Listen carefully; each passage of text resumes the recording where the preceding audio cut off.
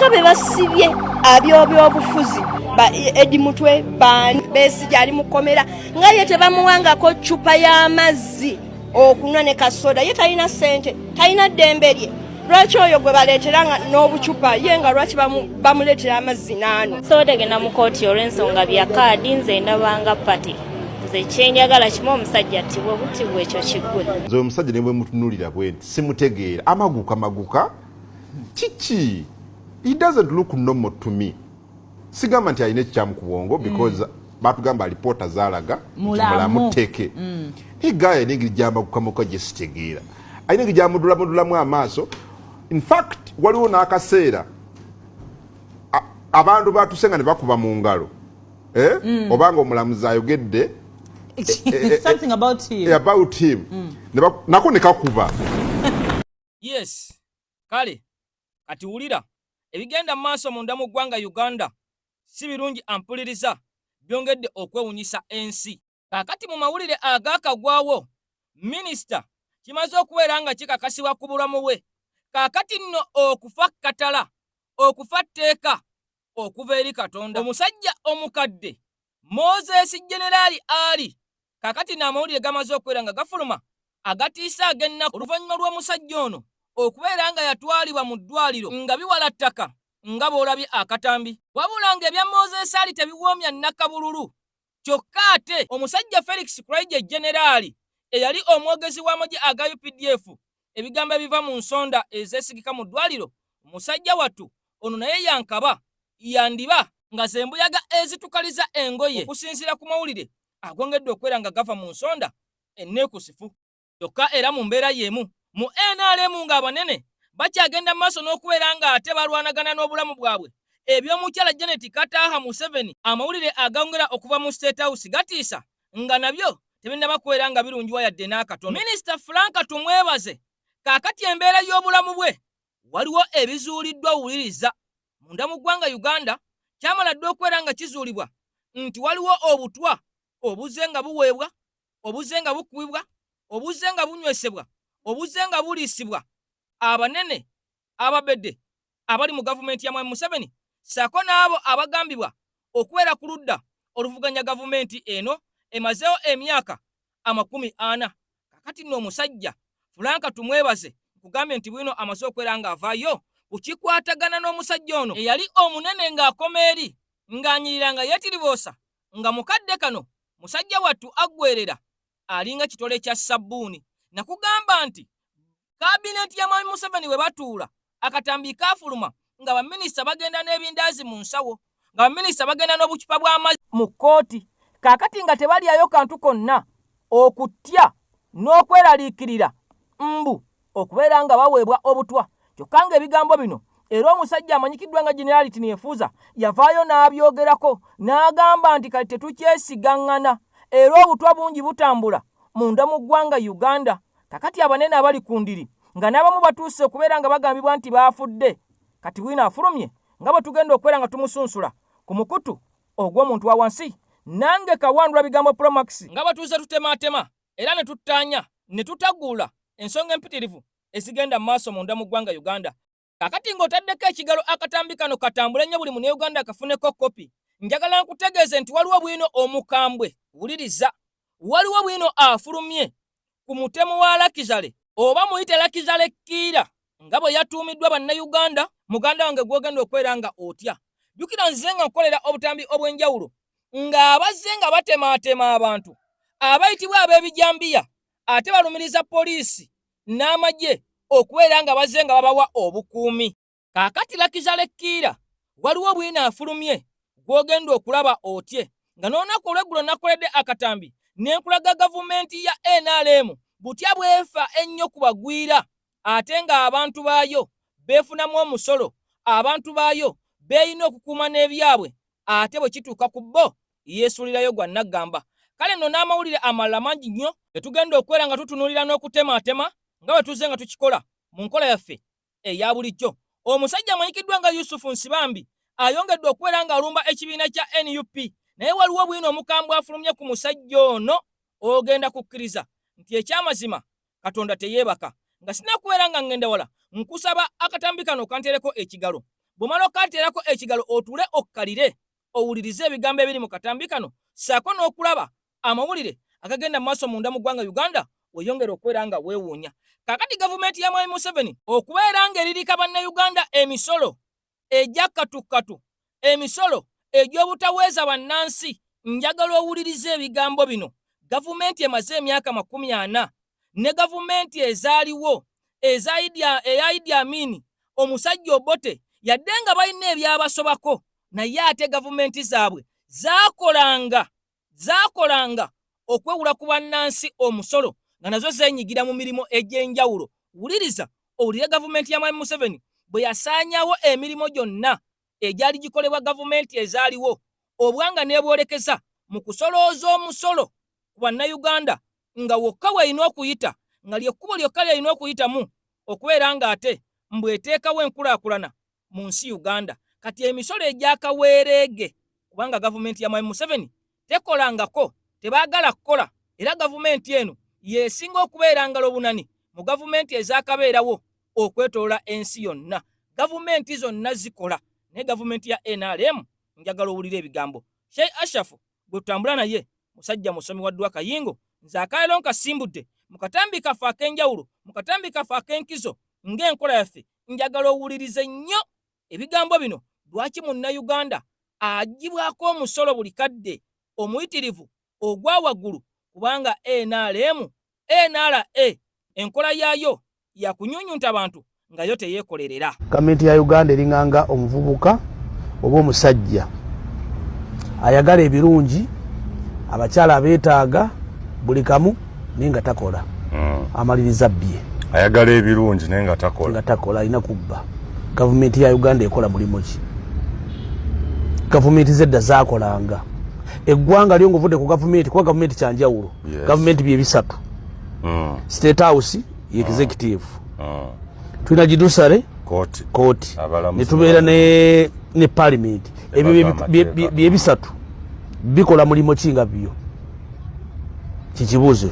Bannansi batubuulire bikola mulimu ki? Ate bye bisinga okutwala ssente zaki z'eggwanga. Ebyo ebisatu gavumenti zedda zaali zikola ki? Correct. Eggwanga likola. Tulina ebintu byawukane. Tulina gavumenti ekola ki n'eggwanga likola ki? Yes. Kati ebintu biri kasooke ku ggwanga. Eggwanga lyakolanga nga lirina ebyobugagga byalyo mu byalo gy'ebibeera.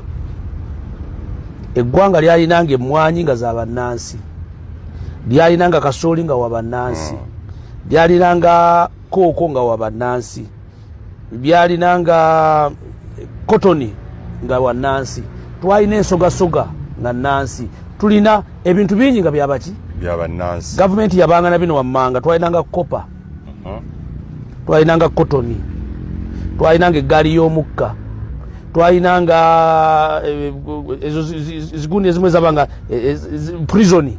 Prison gyolabanga erimu emmere empitirivu. Kati briefly ebintu ebitonotono bwetu bwekola ki? Tulina ebyuma byaki, ebyuma bya sementi. Ezo gavumenti bwe zikola. Textiles zaliwo. Naitiru yaliwo. Nairo yaliwo. Linti Marketing Board nga weeri. Twalinanga wunga ejjinja nga weeri. Otegedde wunga ojijuka yalinga jinja awo bagita drum. Ekola engano, ekola omugati kwa tip top. Ebyo nabyo nawe ebiri. Twalina Lake Katwe Salt Factory yali. Twalina Lira Millers. Twalina UCTU. Naluko eri wano jindi UCTU, Uganda Transport Cooperative Union. Eri akuloko. Yali omuloka Rukaga. Eyo gavumenti ekola ki? Twalina Transaction Uganda Limited.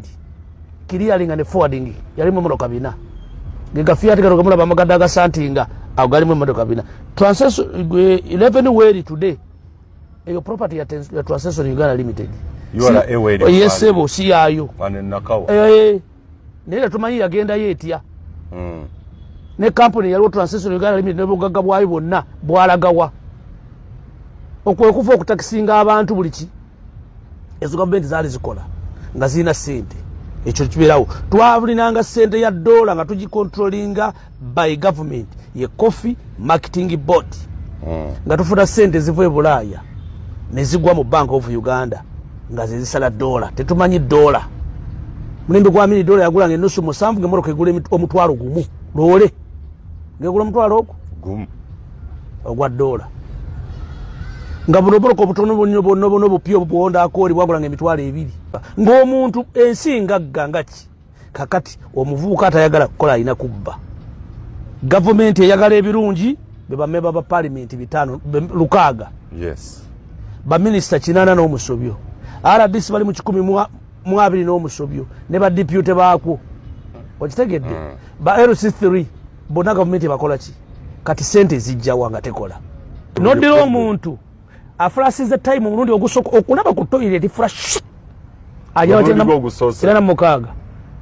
n'omuwa obuyinza n'akulembera eggwanga emyaka 4 ensi eyinza okubeerawo nga namu tisobola. Yes, okay. Nzikiza mbutongole nsooke nkulamuseeko yonna gy'osinzidde mu bitundu by'ensi okubeera ng'osaze okutambula naffe mukutu gwa nkyukakyuka mukutu gulwanirira ddembe lya Uganda AKTV nange omugezi emabega w'emizindalo Kawandula Promax okubeera ng'ate nze ndiwo okuttaanya n'okutagulula ensonga ezigenda mu maaso munda mu ggwanga Uganda. Kakati akatambi kano nina ensonga lwaki olunaku olwaleero kendeese ne tuzannya mu katambi kaffe ak'enkizo nga nkulaga nti gavumenti ya NRM bingi byajjeewo ebyandiyambye bannayuganda okuggyawo emirimu gino gyonna nga nayo yandibadde etunda ebintu bino n'ekendeeza ku musolo gwa bannayuganda okubeera nga bateekebwa ku nninga ate n'etondawo n'emirimu kyongedde okuleetawo ebbula ly'emirimu munda mu ggwanga Uganda oluvannyuma lw'okuggyawo zino zonna kampuni ezaali eza gavumenti nga nayo nkozi. Gavumenti ezaaliwo zaalina zifaamu kwe baalundiranga ente era nga n'amata gatundibwa omwo mwe mwaggyibwanga amata ku mulembe gwa Idi Amin agaagabibwanga mu masomero abaana b'eggwanga ne banywa amata. Faamu kwe baalundiranga enkoko ez'amagi amagi ago agaagabibwanga mu masomero abaana b'eggwanga ne balya ku magi. Naye kati Janet Kataya Museveni Minister of Education akugamba bwe yali mu bitundu ebya Luweero gye baasinzira okubeera nga bafuna obuyinza bwe balimu emyaka 40 yakugamba nti omuzadde noonya ssente fubanga bw'olabye kola nnyo osobole okulaba ng'omwana wo omuwa ekikopo eky'amata kyatwala ku ssomero saako n'eggi erya buli lunaku. Naye nga gavumenti ezaaliwo ze bajjako ze baalwana ze baagamba nti ezikoledde bannansi zibabonyaabonya zibatulugunya ate zo zaakwatanga amata ne bagagaba mu masomero ne mu malwaliro ne bakwatanga amagi ne bagatwalanga mu masomero abaana b'eggwanga munnange ne balya atwalo gavumenti nga yeteekamu ensimbi. Kati okutuuka olunaku olwaleero nga paalamenti erimu ababaka basoba mu 5 nga baminisita basoba mu 8 ba RDC assistant RDC simanyi assistant RCC zino zonna woofiisi zitondebwawo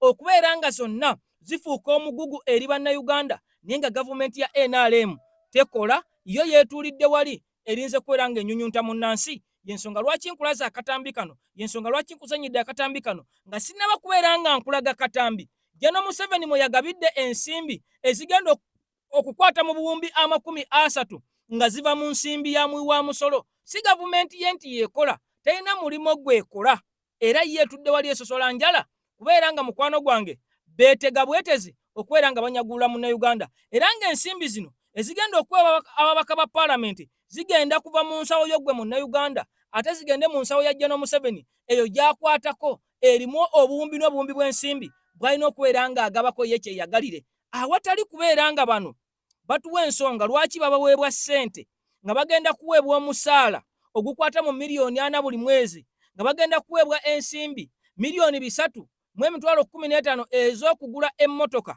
General Museveni yakonkludinze agamba wayafundikidde agamba nti kano kemba waddeyo katono mbookyezaayo bwokya naye bwe munaamala okulayira ate ngenda kubeera nga mbateekerateekera ettu eddene erisukka mu miliyoni 10 zigenda kuba ssente mmeka? Ettu ettono nga litandikira ku miliyoni 10 gwe Munnayuganda eno ensi eragawa. Njagala osooka owulirize General Museveni butya bwe yakutte ensimbi n'agigabira abasajja n'abakazi abagagga abavundu. Kyo kiri omusajja kyakugambye nti ye muvubuka atayagala kukola naye ng'ayagala ebirungi. General Museveni okulaba nga paalamenti agirina mu ngalo abaka ba NRM yasaze okubeera nga abookyayo obukadde 10 buli omu ate n'abasuubiza okubawa ekinene singa banaabanga batambulidde ku ebyo oba oliawo yabateeredde mu bbaasa yabaweeredde obukadde 10. Njagala owulirize ate otegere nti eggwanga Uganda tuli mu katyabaga, tuli mu nnaku, enkyukakyuka gwe atagirowoozaako, gwe atategeera bigenda mu maaso munda mu ggwanga Uganda, era gwe atamanyi bigenda mu maaso mu nsi Uganda, ekyamazima weesiimye era weeyagala nnyo. Njagala owulirize omusajja kiyakoogerako okudibaga ensimbi y'omuwi w'omusolo ng'ate bo tebakola kye basinga okwagala. Omusajja omukadde w'enkofiira mwana wattu we yabadde mu bitundu ebyeri eruweero kye yakoledde ddala. NRM ono awadde ababaka ba paalamenti 307 ababadde ekyankwanzi buli omu obukadde 10 bagire nga beekubako enfuufu nga bwe balinda okulayira. Okusalawo bw'ati Museveni abadde asisinkanye ababaka bano e Nakaseke okukomekkereza olusirika lwe babaddemu okuviira ddala ku Lwokubiri lwa Ssabbiiti ewedde nga luno lwagendereramu kwongera kusomesa ababaka bano ku nnono z'ekibiina kyabwe. Kyokka bano abalabudde nga bw'akimanyi nti paalamenti gye bagendamu yafuuka mpuku y'abali banguzi, kyokka n'alabula ababaka abapya okwewalira ddala emize gino. Olwaleero ababaka okuva mu kibiina ki NRM lwe bakomekkereza olusirika lwabwe olubadde ekyankwanzi olwatandika wiiki ewedde nga bakubaganya ebirowoozo ku nsonga ez'enjawulo ko n'okwongera okunnyikira ennono z'ekibiina. Olusirika luno lukomekkerezebwa lutudde mu disitulikiti Nakaseke era ng'omwogezi omukulu abadde ssentebe wa NRM ate nga ye mukulembeze w'eggwanga Yoweri Kaguta Museveni. Museveni alumiriza paalamenti nga bwefumbekeddemu enguzi naddala mu bukiiko bwa paalamenti ababaka kwe batuula okulondoola emirimu gya gavumenti ko n'okulondoola ensaasaanya y'ensimbi z'omuwi w'omusolo. Even you, the one who gives and the one who receives. The one who gives the bribe and the one who receives. So if somebody gives you money, please don't touch it. Turn it like Sudan. Don't bring me bad luck. I know so many things in this country. Some people have been offered money. We'll give money for what? Some of the people have said, for what? And they report. So don't remove corruption from parliament. Abuulidde ababaka bano nti amanyi bulungi ebigenda mu maaso mu paalamenti n'obuli bw'enguzi obuze bulabikira mu kuyisa embalirira y'eggwanga, kyokka n'alabula ababaka okwewala omuze guno. How I got to those young people, it had become a practice in parliament. Those committee people, they were in some committees. Then they will tell public servants who are bringing their budgets to be passed by those committees of yours. So if you don't pay, you shall not pass your budget. And the committees had to pay. But there was some patriotic person who said, I can't agree to this. That person came and reported. And we captured them red-handed, these young people. So I don't want to hear that again in Parliament. Do we agree, people? Museveni agamba nti amaanyi gabaddewo mu kulwanyisa enguzi mu nkola ya PDM mu bitundu by'e Masaka ng'abantu b'olubatu be baali baganyulwa mu nkola eno. Let's really get rid of corruption. This is a lot of money which we are sending down. If it is well used, it will change the country. So therefore, make sure that you, the new young people, don't get polluted. Kyokka ng'akomekkereza ebigambo bye Museveni abuulidde ababaka nti agenda kubawaayo ku nsimbi entonotono okwekubako enfuufu nga beetegekera okulayira. I'm looking at something small for your swearing in. And something else later. So don't pollute yourselves. It's not necessary.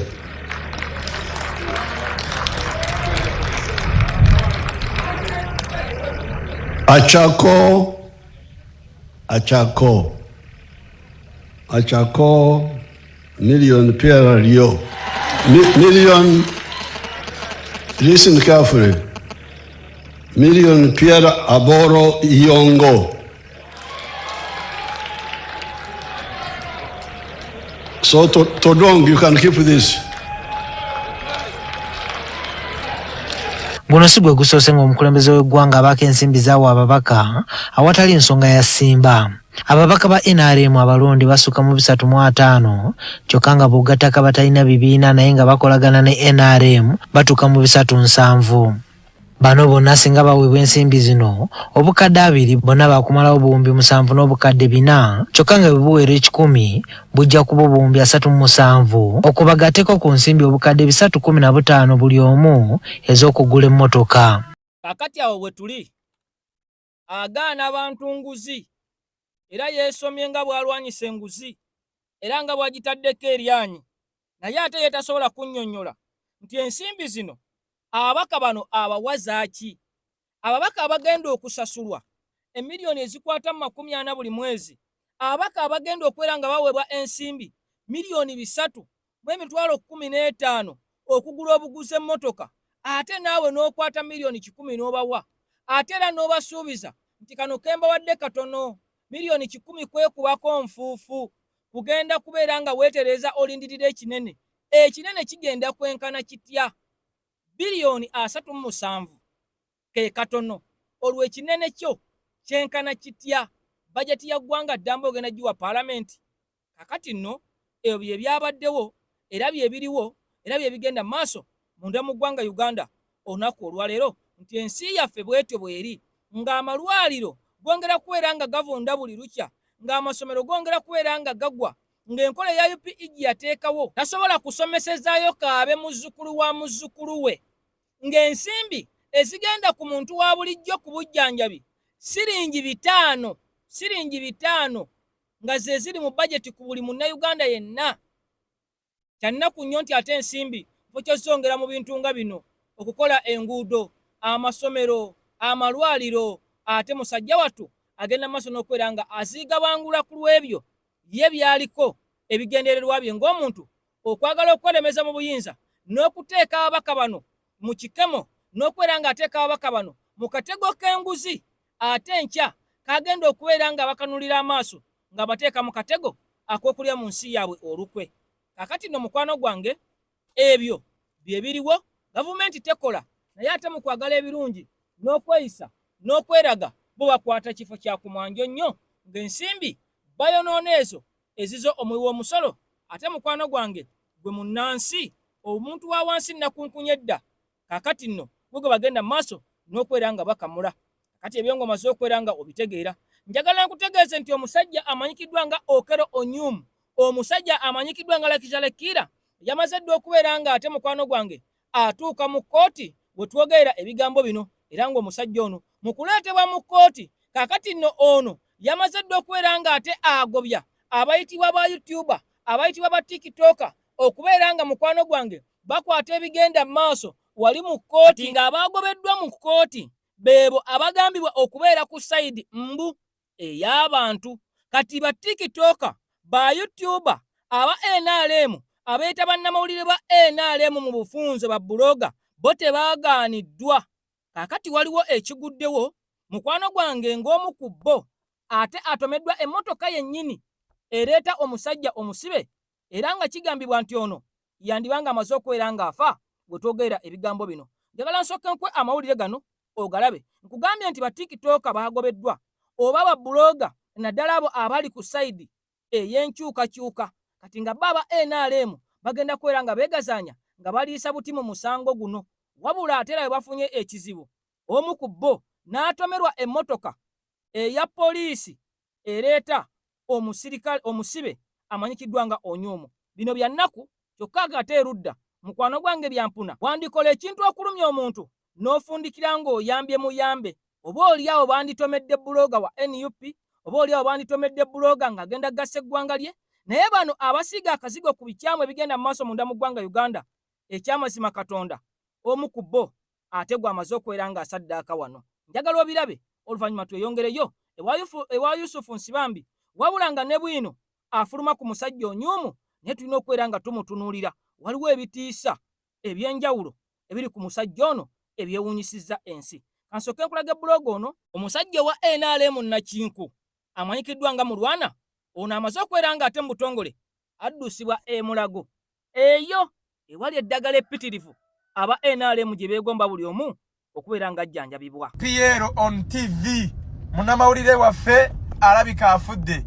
Ekimotoka ekibadde kireeta omusibe eyatta abaana egaba kiremereddwa okusiba ne kimuyingirira ne kimutomera. Munsabire tuligenda Mulago. Yes Television emmotoka eyo gy'olaba emabega gye batwala ku kimotoka ekyo ekitwala amamotoka yeekoonye munnamawulire munnaffe evudde waggulu eyo n'egaana okusiba mwe mubadde omusibe Okello Christopher gwe baleese olunaku olwaleero okwongera okuwulira omusango gwe.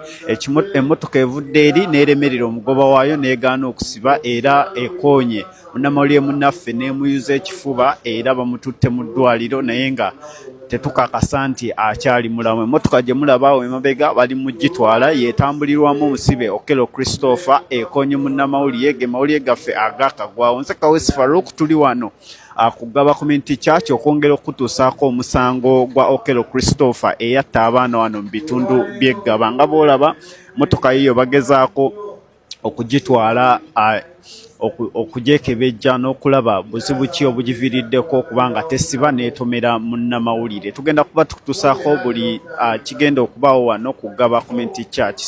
Kooti eddamu olunaku olw'enkya omulamuzi alina ekiwandiiko ky'afulumizza ng'agamba ki following the persistent misconduct. Bano bakulu banno njagala bategeeza obubaka buno. Following the persistent misconduct, TikTokers have been barred from covering the ongoing Okello case at Gaba Court. Oluvannyuma lw'empisa embi n'okweyisa obubi ba TikToker mugobeddwa mu kulipotinga omusango ogwo. Ensonga ezibagobezza zo kati zetuleeta. Issues include inappropriate dressing. Ebyegobeza ba TikToker musango guno bambala bubi. Abusive language. Bawemuzi. Disruptive behavior. Bacyankalanya kooti ng'egenda maaso. And posting inaccurate updates. N'okuwa amawulire agatali matuufu. Including footage of witness collapsing after being warned. Okukwata omukyala eyazirise. The court will no longer tolerate such behaviors. Kooti tejja kukkiriza mbeera bwe zityo. More to be arrested if captured. More have been recorded already. N'abalala bagenda kukwatibwa n'abalala already balikodingiddwa. Kategadde bulungi. Kanani kati bagenda ku page yo. Babisangayo nga bakwata. Kati bakuli bundi ekugira wali. Naye omulamuzi teyategedde nti kooti erimu yatudde wa muntu wa wansi. Omulamuzi teyakitegedde. Yalowooza nti kooti eri ku Supreme Court ewaabwe. Eno kooti etudde Gaba. Balina obuyima bateekamu Hosanna Hose. Hallelujah. Balagira dda tewali justice. Hosanna. Ye omulamuzi emaajo sotulwetyani teyategedde nti kooti yatudde wa muntu wa wansi Chief Justice Chumi ne Principal Judge Sefco baba agutemyetemyedde omusango obakwata kasoda ngo gundi okera ali ani bateka akayimba mpulira nalabye Lawyer Descalisa ne Lawyer Godfather omusango baguliko bawa birowoozo. Okay, kakati embeera bwetyo bweri wali mu bitundu ebyeggaba nga bwe nakugambye nti bonna abagambye okubeera nti ba bloga oba bannamawulire abali ku side ey'abantu baagaaniddwayo. Ndowooza olaba abasajja abaliyo abali ku zikamera abali ku TikTok live musobola okulaba kika ky'abantu ki beebo abatambula ne gavumenti ya Mwai Museveni beebo abagirya mu ngalo era be beetooloddwa oba be beetoolodde omusango guno okubeera nga tebagwereza eri ensi. Kiki kye bakweka mu musango guno? Lwaki batandise okubeera nga bagugobamu kamera ezimu? Lwaki batandise okubeera nga bagugobamu abantu be beesiga?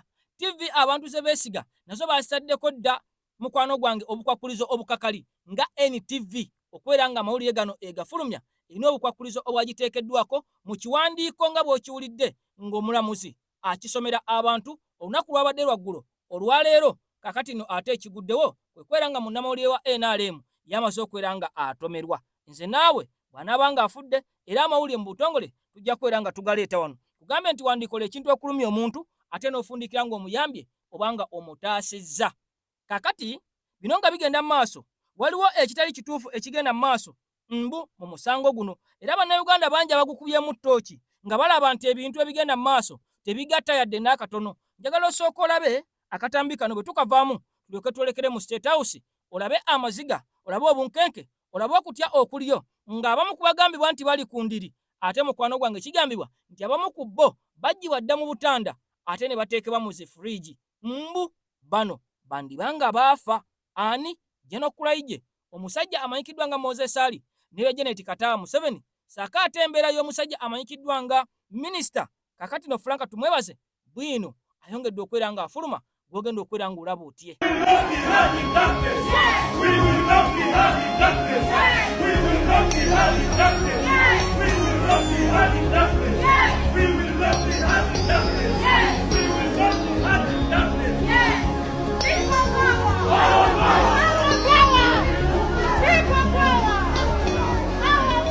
Is the very place, is the very area where the trial of Christopher Onyum Okello will happen today later in the day at around 9 in the morning. But just maybe to give you the feel of this very place, if my camera can show you, just behind me is where the people will be sitting, the gallery if you can call it that, and here where I'm standing is just beside two of the docks. On my left, of course, and my right, these are the docks where the will be used today. And also, where my camera is standing, maybe where you may not see, is the place where... Mbaramusizaako bannayuganda mujeebale gye mukolera mu bulumi yedde nga mukyagaanye okuvaayo oba mukyatidde okuyimirira awamu twerwaneko. Ntadde wano vidiyo eyo nga baganda baffe balaajana bagamba omulamuzi nti omusango gwaffe tegujja kuwulirwa mu nzikiza. Omusango gwaffe tegujja kuwulirwa mu nzikiza awatali bantu, awatali kamera, awatali nga baagala oteekawo embeera nti NUP eri mu nteeseganya ne gavumenti, ne bagoba kamera mu kooti, ne bagoba abalina amasimu, era baganda baffe tebaaleeteddwa mu kooti ku Lwokutaano olwa wiiki ewedde olw'ensonga baagala babawozese nga gavumenti emala ekikyusa egambe nti baagala babawozesa awatali kamera, awatali yadde omuntu yenna yenna okulaba ekigenda mu maaso, bamale bagambe nti baateeseganyiza ne gavumenti. Essaawa zino baddidde kano akasajja akatta abantu bakazanyisa sympathy card olw'ensonga bannayuganda bonna bakimanyi okwetoloola eggwanga Uganda nti ebisiga eddamuzi lyaggwaawo, tufugibwa mudumu gwa mmundu, tufugibwa ku mudumu gwa mmundu, eggwanga Uganda lyasaanawo dda. Kati baddidde kano akasajja kaabwe akatta abaana ke bali mukozesa okuzza emyoyo gy'abantu, okulaga abantu nti essiga eddamuzi weeriri era ne gavumenti terina buzibu era eweereza abantu nga bw'erina okukola. Kyova olaba abantu bangi nnyo beebuuza kano akasajja kaavaawo okutta abantu. Ani akapulaningira ne kava gye kavudde ne kagenda keefuula akawandiisa omwana waako mu ssomero ate ne kamala ne katandika okusalaasala abaana? Ani ali emabega waakyo era kaava ku ki? Kubanga bw'oba olaba gavumenti byonna byonna essaawa zino bye bali mu kukola bya sympathy. Lwaki abannuupu abavunaanyizibwa omusango gw'okukola military drill bo mwagobye kamera mu kooti ne mugoba abantu abalina essimu eziriko kamera era ne Friday wedde temwabaleeta. Waiswa mufumbiro n'atuuka n'ossaba agenda aziike mukazi we temwamuleeta mu kooti yadde owulira okusaba kwe oba mukukkiriza oba mukuganye mumuzze mu prisoni wembanga mwali muli bakugaana era nga we mwagaana. Lwaki kano akasajja mukataddeko nnyo interest buli lunaku mukasomba mukaleeta mu kkooti buli lunaku okuteeka bannayuganda ku bunkenke n'obbalaga nti mukola ebintu ebituufu nga bwe birina ottambula. Temujja tukuba kasajja kammwe kano kasalaasala baana b'abantu bulago nga mukanoonyezaako sympathy. Otherwise nga mmwe muli emabega w'ekitta bantu ekyo ekyaliwo ekitta baana kubanga tukimanyi bulungi nnyo Museveni ekibwetere. Tewali muntu mulala bw'aba Museveni yattira abantu ekkalamojja nga abaggalidde mu kiyumba erango mu balango nga abaggalidde mu kiyumba kya train ki container n'abattiramu 10,000 nga abagamba nti bayeekera bobote. Mulowooza buno obwana oyo omusajja bwe yasalaasala ensingo Museveni tasobola busala tasobola butta bw'abanga yatta alagira shoot to kill akalulu ka 221 ne batta abantu abasoba mu 100 kyogamba tasobola kukozesa bano baana banoonyezaako sympathy nga kana akasajja bebe nnyini be baakatuma n'okatuma. Lwaki mu Uganda buli lunaku abantu bafa era battibwa bano abaana si be basoose okutta. Lwaki Museveni alaze nnyo interest? Lwaki alaze nnyo interest n'otuukolagira mbu akasajja ako bakaleete mu kkooti y'abantu bakaleete mbu buli muntu abeerewaawo nga bakasalira ekibonerezo ng'aba NUP abatatta yadde omuntu ogwo abataakuba yadde omuntu oluyi ogwabwe muganya oguwulira era omulamuzi yatuuse n'agamba agobye kamera mu musango tetuli basiru buli ekigenda mu maaso tukiraba. Bannayuganda muzibuka amaaso omutemu wuuyo omutemu ye Museveni tewali muntu mulala. Abalungi abatuwuliriza era abatulaba olunaku olwaleero tukyaddeko ewa Sheikh Ashraf Dembe.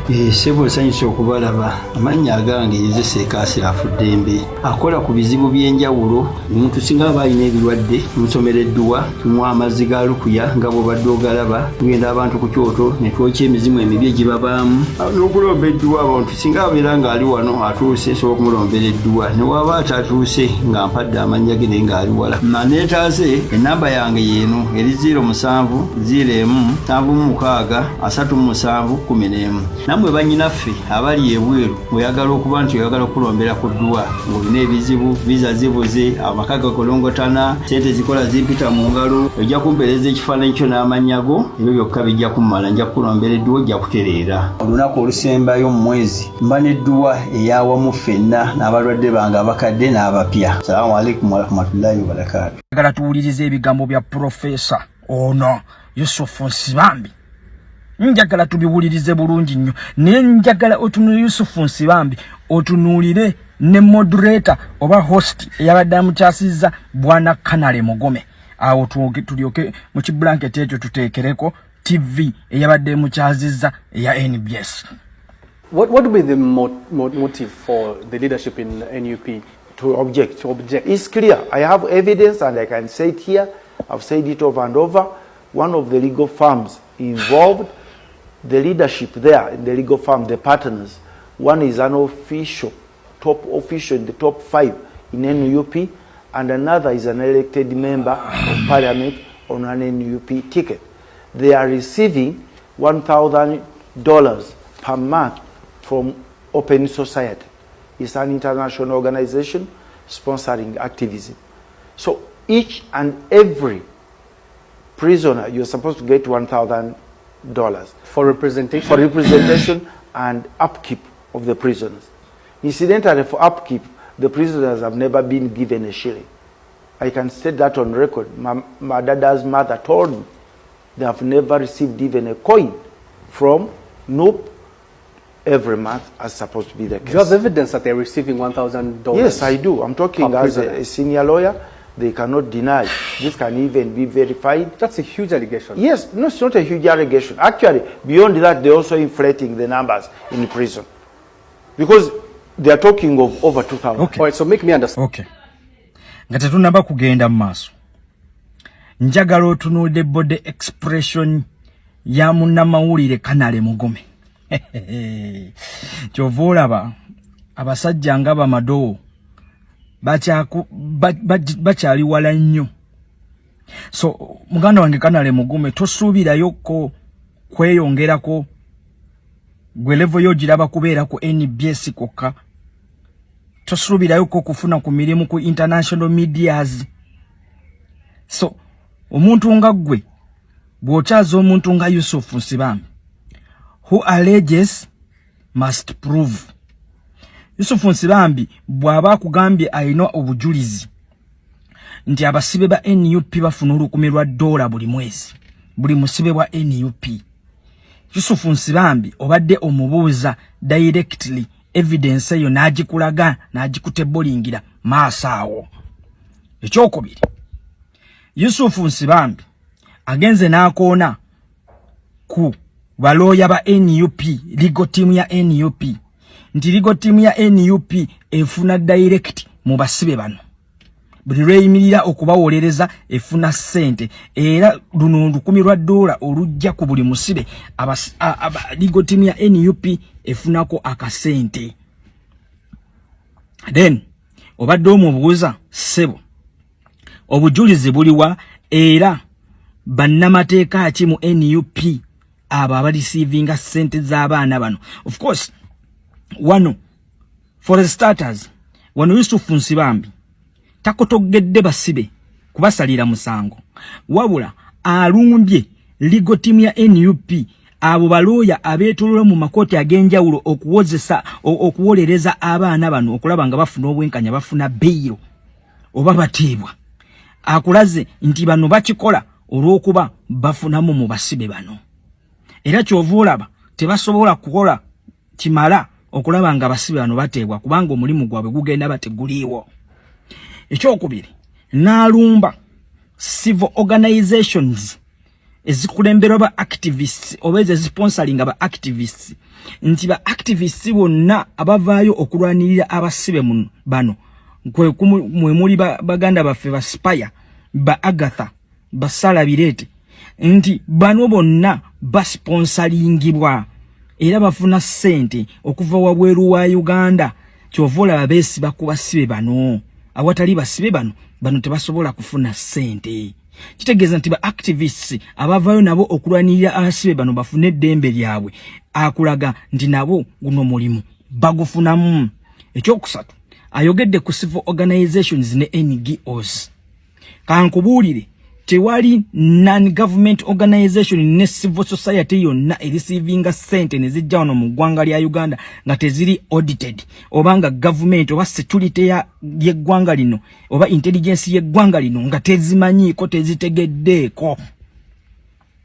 Kyova olaba olwaleero mu ggwanga lya Uganda General Museveni okutegeera ko organization yonna, non-government organization yonna oba civil rights organization yonna nti egezaako okusinya ku NUP oba okolagana ne His Excellency Bobi Wine ejiggalawo mu bunnambiro. Kyova olaba civil organization ya OPO yajiggalawo lw'oyo OPO. Salabirete Center for Human Rights Governance for Constitutional Governance nayo girabe eyiye eri kikoliwo. Agatha kyekintu kyekimu. Kitegeeza there is no way gyongamba nti okuva mu mwaka gwa 2020 okuva basibe ba NUP abagizi ba NUP batandika okukwatibwa nti government badde tekizuulanga nti abasibe bano civil organization society zibafunirako ssente nefuna solution negamba bana basibe katubate. Mucho Nsibambi agezaako okulaga nti abalooya bannamateeka abawolereza abaana bano kyebakola kikyamu era tebakikola mu bulungi. Ekyokubiri, n'akulaga nti ba activists nabo bakyamu abavaayo okulwanirira eddembe ly'abaana bano. Ekyokusatu, civil rights organizations ezivaayo okwongera okukangula ku ddoboozi okulaba nga abaana bano bafuna obwenkanya, bafuna freedom yaabwe, nabo bakyamu. Then n'akomekereza ng'akulaga abasibe bano they are the victims. Then omuntu alinamu ku magezi n'ensa yandibuuzizza bwe kibeera nti ddala NUP efuna mbasibe bano. The only solution okuteminga this funding is to release all political prisoners. Or else, give these political prisoners mandatory bail. Ono alinga kulaga nti wayiswa mufumbiro yakakola kagenderere agene mukomera mchala we afe olwokuba agenda receivinga $10,000. Okategedde. So nze mbasina magezi yasitege okusinza ku intelligence ya General Museveni. I can't tell nti nwana nupu okulaba nga tefuna funding nentuuka n'okugijjako sente zeyina okufuna constitutional okusinza ku babaka befuna mu parliament. Nenjijinga ninga eyingire iPod era nenjiga nti sente zo jazifuna ngo yingide iPod nga muchongeza ko kutema funding ya NUP olukumi lwa dola buli mwezi nga luva ku buli musibe ezo sente nyingi. General Museveni yandekeriza sente zo NUP kuzifuna. After all bana abaana bali makomera siba tujju siba temu siba rape siba defilement basi bibwa ku misango gya byabufuzi kitegeeza aba sobola okuba wa bail ne badda wabweru NUP netaddamu kufuna sente zino naye nga bwe nkugambye nti ono agezako ku verifyinga nsonga ye lwaki yekwata ku basibe kyovula olwaleero anoonyezayo weak spot era ali ku mukazi wattu Sauda Madada gwe yetimbyeko gwe yesibyeko kyovula ba yali alese lawyer yepatike ku musango gwa Sauda Madada ligo timu ya NUP ne mugana kyovula babalumbye bonna then waliwo yangamye nti nuwe mutwe na basajja baloya ba NUP tebasobola twala nsibambi mu kooti nenkugamba ye gwe batwala mu kooti mulamu bulungi omutwe muterevu.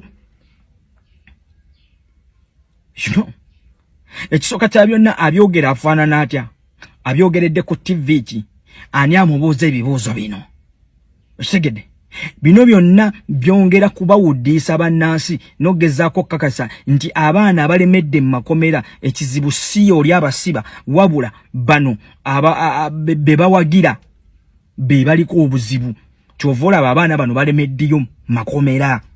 Alright, okay. Kakati embeera bwetyo bweri omusajja Yusuf Nsibambi ng'agenda maaso n'okwera nga alwanagana n'ebigambo President Kyagulanyi Ssentamu Tembo bye yayogera edda mu mwaka gwa 2025 ng'ategeeza nti bwe baba nga bagamba nti abasibe ba NUP ekibiina kibafunamu ensimbi mpitirivu lwaki tebabata bizinesi eneegwa lwaki tebabata omusajja ono n'ataddamu okwera ng'afuna ssente ezo zibaluma lwaki tebata abaana bano Robert Kyagulanyi Ssentamu Tembo n'ekibiina kya NUP ne kigwa kubanga kiyimiridde ku basibe kirya ku basibe era emirimu gyakyo ensimbi ze kifuna kizifunira ku basibe. Ebigambo President Kyagulanyi Ssentamu Tembo yabyogera mwaka gwa 2025 ng'akuŋŋaanyiza abantu baabo abaali basibiddwa oba n'abo abakyali mu makomera we yagezaako omusajja wattu okwera nga abawa ku katono ke yali abateekateekedde okwera nga ate bazza abaana baabwe ku masomero. Wabula omusajja ono yeerabidde nti Kyagulanyi bino yabivaamu dda era yaddamu dda ebibozibozi bino ebyali bigenda mu maaso n'okwera nga bibungesebwa nti abasibe bano babafunamu ensimbi mpitirivu ddala. Kakati Yusuf musajja wattu ate ye azzeeyo mabega kyovola banga mu NUP baloya tebasobola kwera nga bamuwabudde ne President Kyagulanyi Ssentamu Tembo tayinza kuddamu kwera nga ataddamu sengavudde mu ngazzeemu wabula okwongera okugenda mu maaso n'okukola emirimu egy'okulaba nga ataasa ensi Uganda. Kati Yusuf Nsibambi ali mu sikuriputi nkadde takimanyi nti wano omukulembeze yamuleka dda era yakitegeera nti bwe bati abantu balijja ne boogera ebigambo ebitakwatagana kwe kuvayo ate ebigambo ebyo n'abiwa bannayuganda ng'obudde bukyalaba.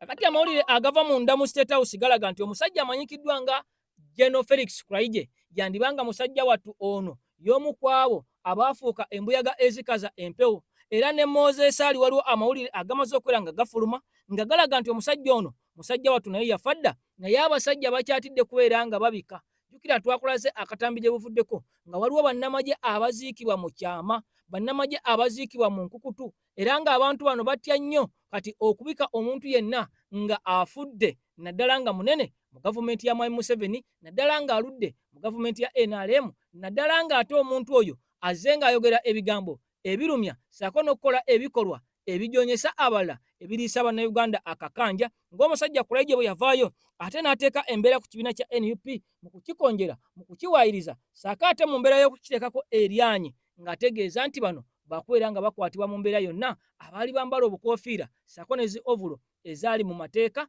ng'era etteeka bano baakola n'amaanyi okulaba nga tebalikyusa okuteekawo ekigambibwa nti ekyefaananyiriza ekyambalo kyonna ekyamagye osibwa mu kooti y'amagye.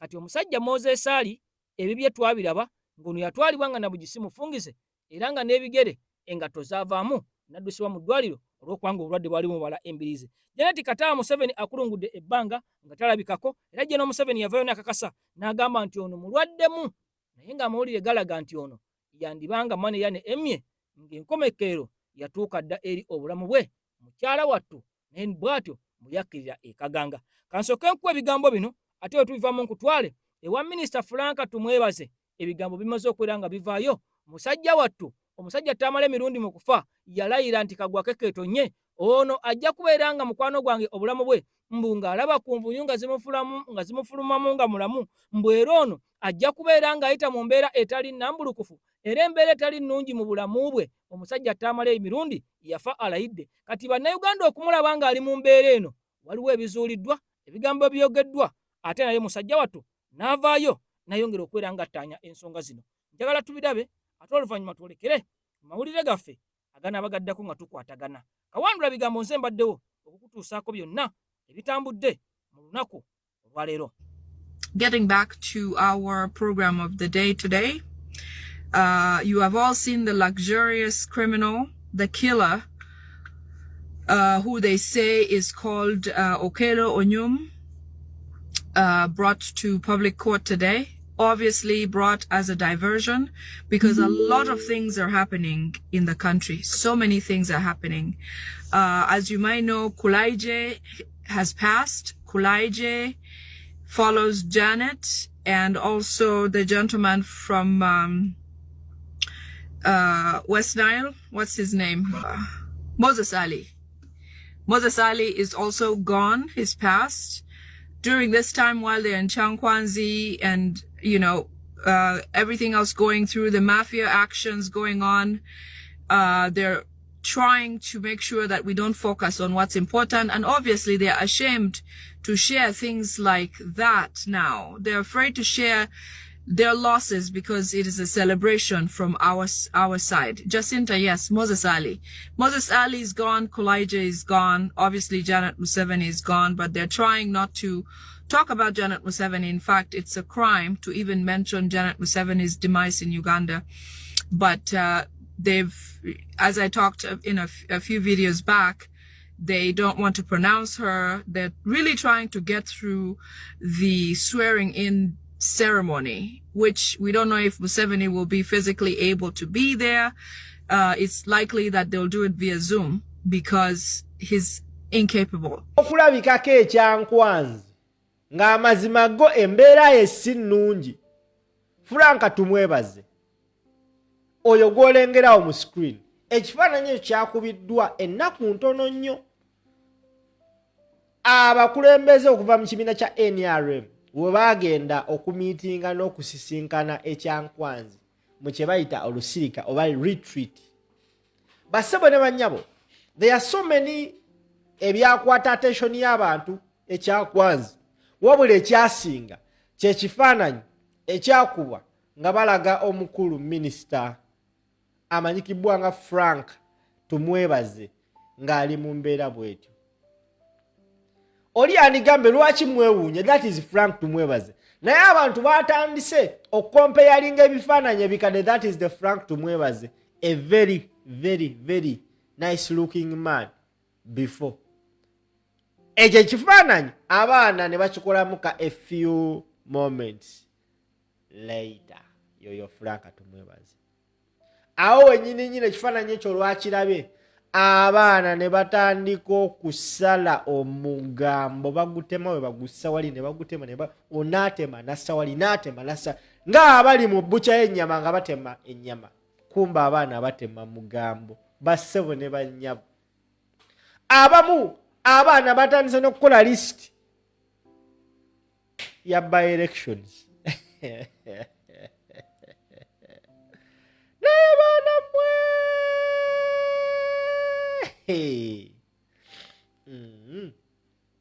nze simanyi kye mwagaza nsi eno n'abantu ba ku nsi kuno, kubanga omugambo gwe musala omugambo mukulu.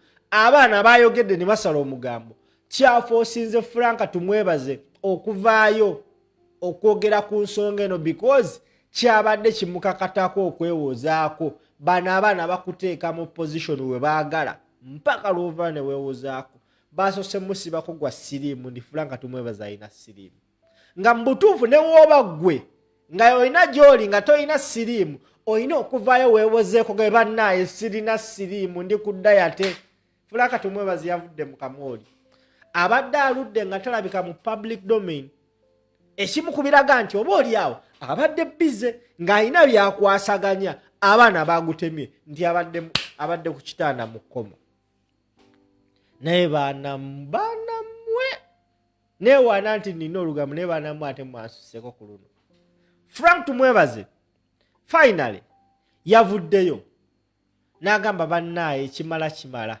munsazeeko nnyo omugambo kati kambabuulira amazima Frank tumwebaze avuddeyo n'ayogera amazima what's really behind his new look.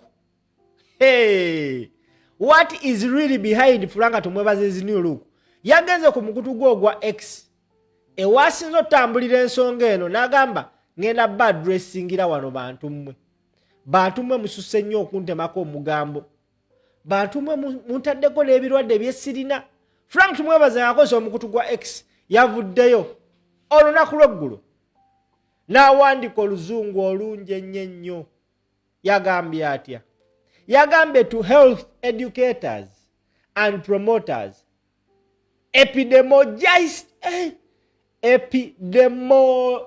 epidemiologists, nutritionists, all health professionals, I am really worried, and you too should be. Why? Nsonga ki?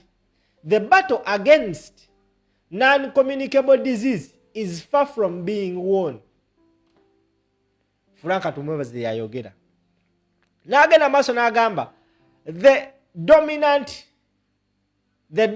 but mistaken thinking that being heavy, overweight and obese, being healthy, and on the other hand being slim and small framed, being unhealthy is a serious cause of alarm to the country. To the contrary, a lean body, a strong one, is this hard to understand? Avayo tegeeza ensi ndi kyannaku nnyo nti omuntu okera ku makya n'abeera siriimu, sirenda, simolo, nti obeera mulwadde, abantu bakuba enduulu. Frank tumwebaze yatugamba era n'agamba nti kyannaku nnyo nti mu Uganda asoose kuyita abaasoma basimaya gynecologist, gynestocyst, gyCBCC, ebyo nga mubimanyi ng'ayita abaasoma banne. N'agamba nti kyewunyisa nnyo Uganda nti okubeera omutono sirimu, sirenda and nice body kikubisa abantu enduulu, wabula okubeera omunene nnyo, omugazi, omwatikirivu nti tekikubisa bantu nduulu. Bassebo ne bannyaba abaana bajje Frank tumwebaze mu kamooli.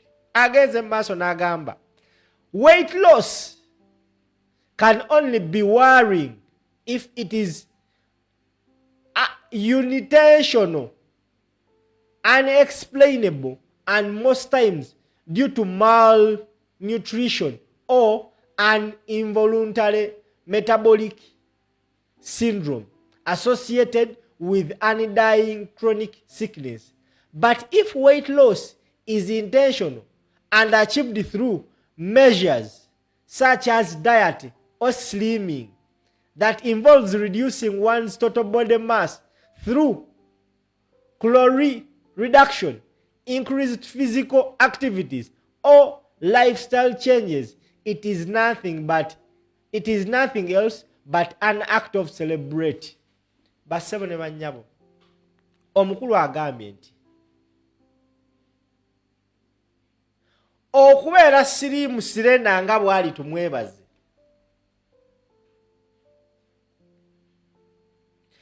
kisobola okweraliikiriza singa oba oyina ensonga ezigamba nti obadde mulwadde, oyina ekirwadde ekyamulalama, oyina ekirwadde ekyengonzi, oyina ekirwadde kya siriimu, awo omuntu wakogga buli omu atandika okweraliikirira. Frank Tumwebaze yayogera naye wobeera ng'oli sirimu sirenda nga mukulu Tumwebaze ng'oli katono bw'otyo tekisobola kweraliikiririza singa obadde okintendinze ng'osazeewo n'ogamba nze Frank Tumwebaze ngenda tandika okukola omubiri gwange ngenda genda mu gym ngenda kulya emmere bweti ngenda kwekoza nga it is intentional n'agamba nti tekirina kweraliikiriza muntu yenna. In fact omuntu oyo alina kubanga acelebratinga. Frank Tumwebaze ayongera otegeeza Abannayuganda nti size gy'aliko bassebo ne bannyabo eyo size gy'aliko it is intentional yagintendinga. Mwena abatambuza emboozi nti yalinye mu kaveera bannaye si bituufu kino yakikoze akigenderedde. Frank Tumwebaze agezaako okwekubirako baaka akaliro akawulidde. Bano Bannayuganda nga baakukedde oba ani yakoogera akantu ako yagamba nga baakukedde we bati. So Frank Tumwebaze akakasa eggwanga nti eyo loosi ye eyo weight loss ye obutono bwo buli intentional naye abantu abasinga ekisinga balumya omutwe nti Frank Tumwebaze ekimu ku bisinga okubanga balemedde ku nsonga eno bagamba Frank Tumwebaze ne waakera ku makya n'atugamba nti yakola oba kye bayita weight loss oba nkyogere ntya bo bagamba nti Frank Tumwebaze ne wookera ku makya n'okakasa eggwanga emirundi 100 nti ensonga eno wagintendinze kigenda bba kizibu because when you look at the Frank Tumwebaze gwe babadde bamanyi oyo n'otulira ne Frank Tumwebaze ono abasinga kitandika beewuunyisa because eno shape Tumwebaze gye yalimu mu butuufu ye teyeetaaga weight loss teyali munene kati omuntu ekisinga omwewuunyisa n'omulumisa omutwe n'omuletera okulowooza otherwise nti Frank Tumwebaze yavudde atya kweyo weight nadda kweno. Frank Tumwebaze yagamba it was intentional gymming slimming the body kulya ebikoza that is his reason. Bannayuganda bagamba nti tewali muntu asobola kera ku makya nga ali kweno weight eyo weight n'agamba njagala kwekoza mbere kweno weight taliyo. Bo bagamba bafumbudde bagamba Frank Tumwebaze yandibanga alimu ekintu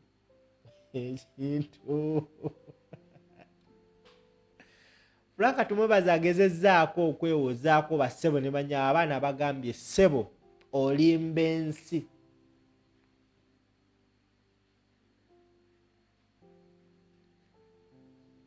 Mu post ye gyakoze ku X agenze maaso n'agamba nti yes, looking lean or slim may worry some that may not be used with personal new looks, but it is all okay.